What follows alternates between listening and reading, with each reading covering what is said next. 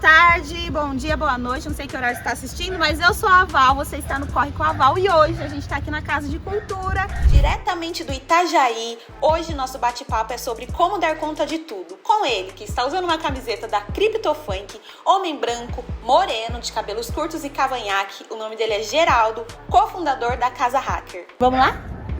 Bora. Quem é o Geraldo? Nossa, é uma pergunta complexa, viu, Sim. Val? Mas, ó, o Geraldo é uma pessoa muito apaixonada por tecnologia, primeiro. Gosto muito, sempre fui uma pessoa curiosa, sempre coloquei fogo real, assim, na casa, mexendo nos eletrônicos, né? Então, sempre fui uma pessoa, assim, que gostou muito de tecnologia, de descobrir o que tinha dentro, assim, dos brinquedos, o que tinha das coisas. Você desmontava. Eu era essa pessoa que desmontava, quebrava tudo e transformava em outras coisas, né? Por isso que a Casa Hacker tem esse nome, Casa Hacker, entendeu? Me formei nessa área de tecnologia, trabalhei por muito tempo, trabalhei nas áreas de desenvolvimento, trabalhei em área de pesquisa, trabalhei dando treinamento. Minha última carreira, assim, diretamente na área de desenvolvimento já era uma carreira sênior mesmo, em pesquisa. Ali para 2018, aproximadamente, eu comecei a notar que, de acordo com algumas pesquisas que eu estava fazendo do meu trabalho, muita gente não tem acesso à educação digital. E essa falta de acesso à educação digital gera todos os problemas que a gente tem na internet hoje e gera também falta de oportunidade. Então, por isso que a gente tem menos pessoas periféricas, que a gente tem poucas pessoas pretas, poucas meninas na área de tecnologia, e por isso que a tecnologia ela não é inclusiva, porque a gente não tem essas pessoas construindo e liderando essa indústria de tecnologia. Então, a Casa Hacker ela acabou nascendo muito dessa minha vontade, de outras pessoas da comunidade que também trabalham com tecnologia, que são os fundadores da Casa Hacker, que querem criar oportunidades da gente se apropriar dessas tecnologias e de ocupar esse espaço para que essas tecnologias sejam no futuro mais inclusivas pra gente também. A gente tá aqui na Casa de Cultura Itajaí. A Casa de Cultura Itajaí é um espaço cultural que existe há muito tempo, acho que no início da década de 90. Esse foi um espaço que foi conquistado por mulheres da comunidade que queriam que a comunidade tivesse seu primeiro espaço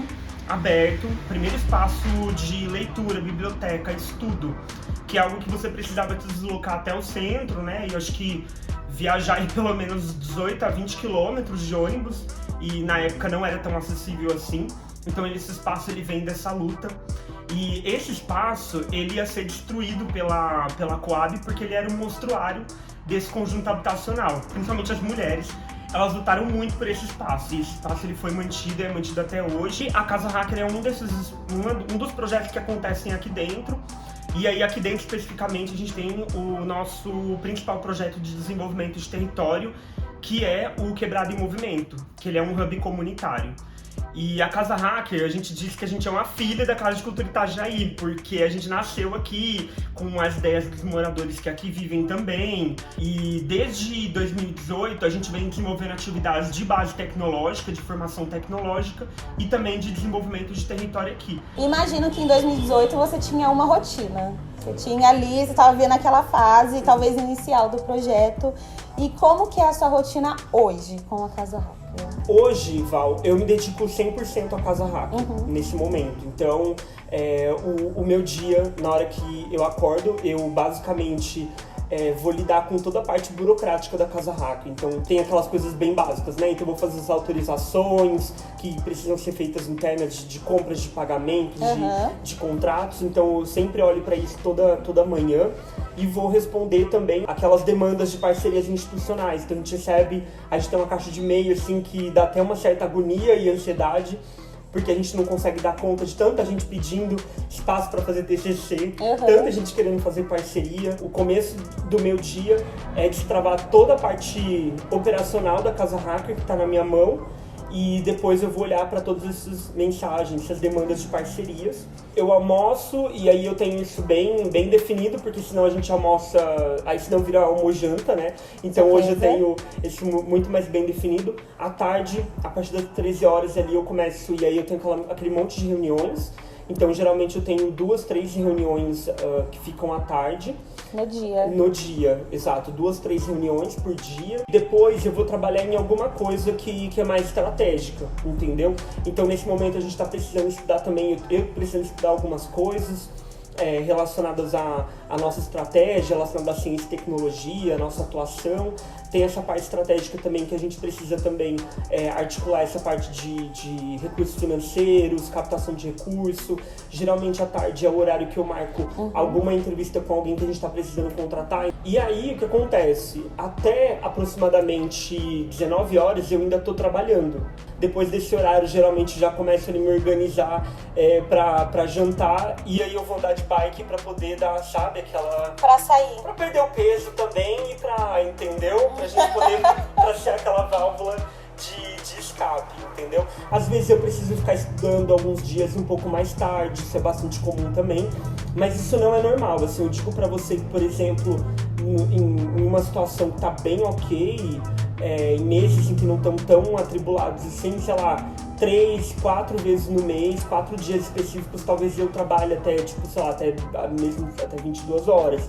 Mas isso pode ser um trabalho, pode ser um estudo, pode ser algum curso que eu vá fazer, mas eu tento compensar isso depois no final de semana também, sabe? Então, se você tá aí achando que você vai virar diretor de alguma coisa, você vai ficar tomando aguinha de coco na piscina, não vai rolar. Vai trabalhar, vai ter a pausa do almoço rapidinho, 15 minutos. Não adianta ligar na Casa Hacker que eles não atendem, tá? Já fiquei sabendo aqui. E-mail.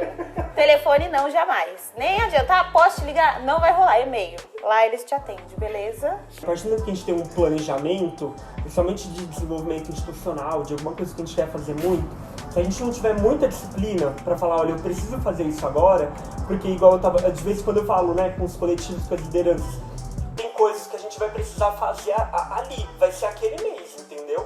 E assim, se não for aquele mês, ano que vem eu não tenho alguma coisa, sabe? Então, por exemplo, igual a gente tá trabalhando a gente tá elaborando projetos pra arrecadar recursos via lei de incentivo pro ano que vem já. Então, assim, você precisa se planejar um ano antes, fazer esse trabalho um ano antes, pra que no próximo ano você possa fazer isso.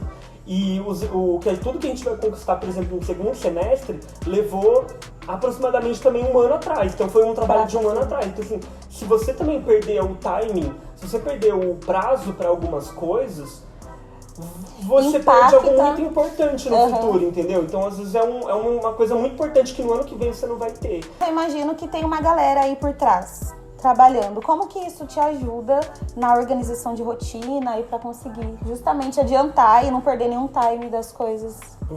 Aumentar a equipe, Val, é uma coisa muito importante, assim, muito importante mesmo. Mas eu acho que você precisa estar preparado, sabe, para aumentar a equipe. E no começo da Casa Hacker eu acho que eu não estava preparado. E algumas vezes eu me vejo também não preparado. Porque o que acontece? Quando você aumenta a equipe, não é só trazer uma pessoa nova, você precisa ambientar essa pessoa nos processos, nas políticas internas, mas também você precisa ter um tempo para passar a metodologia daquilo que ela vai fazer. Então a Casa Hacker ela já tem algumas coisas muito consolidadas que essa pessoa ela vai ter que se adequar ali dentro daquele ambiente, daquela cultura de trabalho. Então também tem essa parte de formar a pessoa, né, na nossa cultura, nas nossas metodologias. E por fim, você precisa também supervisionar o trabalho dessa pessoa, porque essa pessoa ela não necessariamente vai precisar de ser apoiada o tempo todo, mas ela vai precisar de algumas validações muito importantes. E se essas validações não forem feitas também, vai ser um problema muito grande. Fora que a gente precisa considerar que muitas vezes a gente precisa treinar essa pessoa para algumas coisas. Então, ter equipe, né, quando a gente fala, né, as pessoas olham e falam, nossa, mas a Casa Hacker tem uma equipe muito boa de voluntários, de pessoas contratadas, mesmo que ainda enxuta, mas tem uma equipe, é diferente de outras organizações mais novas.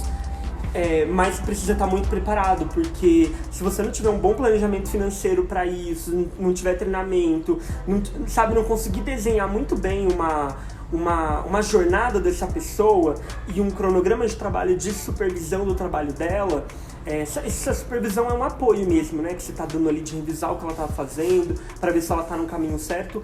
Existe um problema muito grande, sim. Se você não estiver preparado para fazer isso, você vai ter um problema muito grande de ter uma pessoa ali e muitas vezes ver aquela pessoa como um problema, né? Uma pessoa que só me dá mais trabalho. É muito comum isso em muitos lugares, né? Pô, eu tenho mais uma pessoa aqui, mas essa pessoa só me pergunta tudo, né? Então, assim, muito provavelmente é uma pessoa que não recebeu treinamento, uma pessoa que não tá sabendo a cultura da organização, não tá sabendo se comunicar internamente de forma muito efetiva. E tudo isso dá muito trabalho, porque é isso, preparar políticas, processo, treinamento, preparar uma agenda de como essa pessoa entra na organização. Preciso fazer a seleção da pessoa correta, entendeu? Se você puder dar uma dica pra quem tá começando, tá com a empresa aqui, tem várias áreas, muita coisa na cabeça, é uma pessoa que tá trabalhando sozinha, ela não tem uma equipe, ela tá ali, a ideia, o sonho, a vontade de vencer e virar a pessoa que fica na piscina tomando água de coco. Eu acho que o mais importante, né, se você quer fazer algo muito grande e você talvez esteja muito limitado a uma pessoa, esteja sozinho, eu acho que é muito importante essa questão do foco, sabe? Então, eu acho que essa ideia do pensar enxuto, entendeu? Então, por exemplo, eu quero fazer formações de tecnologia na cidade inteira. Vamos começar por uma comunidade primeiro? Vamos fazer bem feito numa comunidade só? Né? Porque o que eu vejo mais quando a pessoa ela começa um negócio, quando ela começa uma iniciativa de impacto, por exemplo, qualquer tipo de iniciativa, eu acho que a gente acaba vendo muita oportunidade, né? Porque a gente tem muito problema social, muito problema socioambiental de modo geral. Então a gente acaba ficando perdido.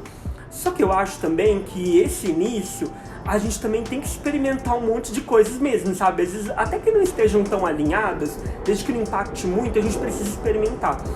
Mas eu acho que se a pessoa ela tá muito sozinha, se ela não tem outras pessoas, ela vai ter que focar, pensar bastante enxuto, que é pensar o que eu posso fazer muito bem feito agora para começar testando, depois eu vou melhorando com o tempo, e aí quando eu tiver mais recurso, quando eu tiver mais pessoas aqui, eu vou transformar isso em 2, 3 turmas, né? Dando um exemplo de uma pessoa que dá formação na cidade inteira, né? Então ela ter esse objetivo, essa meta, mas ela começar com poucos passos, sabe? Eu acho que é muito importante. Esse foi o Geraldo, acho que no resumo foi foco, planejamento e fé em Deus que ele é justo.